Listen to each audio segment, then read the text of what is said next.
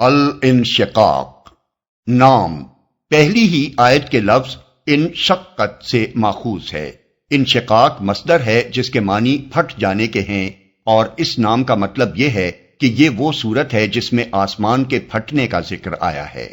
زمانہ نزول یہ بھی مکہ معظمہ کے ابتدائی دور کی نازل شدہ صورتوں میں سے ہے۔ اس کے مضمون کی داخلی شہادت یہ بتا رہی ہے کہ ابھی ظلم و ستم کا دور شروع نہیں ہوا تھا، البتہ قرآن کی دعوت کو مکہ میں برملا جھٹلایا جا رہا تھا، اور لوگ یہ ماننے سے انکار کر رہے تھے کہ کبھی قیامت برپا ہوگی اور انہیں اپنے خدا کے سامنے جواب دہی کے لیے حاضر ہونا پڑے گا۔ موضوع اور مضمون اس کا موضوع قیامت اور آخرت ہے۔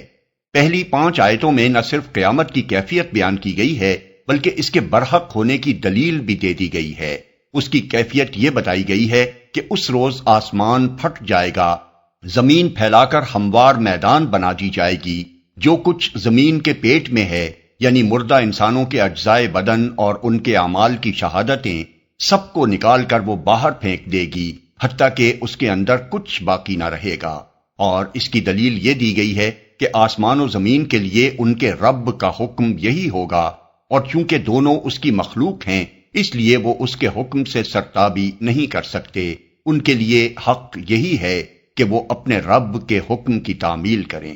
اس کے بعد آیت 6 سے 19 تک بتایا گیا ہے کہ انسان کو خواہ اس کا شعور ہو یا نہ ہو، بہرحال وہ اس منزل کی طرف چار و ناچار چلا جا رہا ہے جہاں اسے اپنے رب کے آگے پیش ہونا ہے۔ پھر سب انسان 2 حصوں میں بٹ جائیں گے، ایک وہ جن کا نامہ اعمال سیدھے ہاتھ میں دیا جائے گا، وہ کسی سخت حساب فہمی کے بغیر معاف کر دیے جائیں گے، دوسرے وہ جن کا نامہ اعمال پیٹھ کے پیچھے دیا جائے گا، وہ چاہیں گے کہ کسی طرح انہیں موت آ جائے، مگر مرنے کے بجائے وہ جہنم میں جھونک دیے جائیں گے۔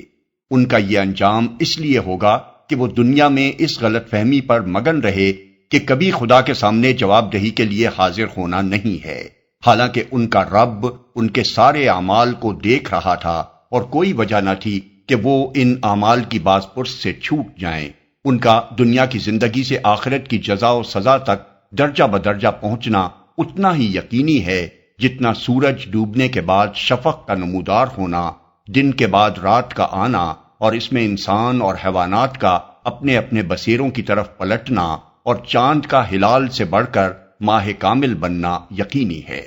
آخر میں ان کفار کو دردناک سزا کی خبر دے دی گئی ہے جو قرآن کو سن کر خدا کے آگے جھکنے کے بجائے الٹی تکذیب کرتے ہیں، اور ان لوگوں کو بے حساب اجر کا مژدہ سنا دیا گیا ہے جو ایمان لا کر نیک عمل کرتے ہیں۔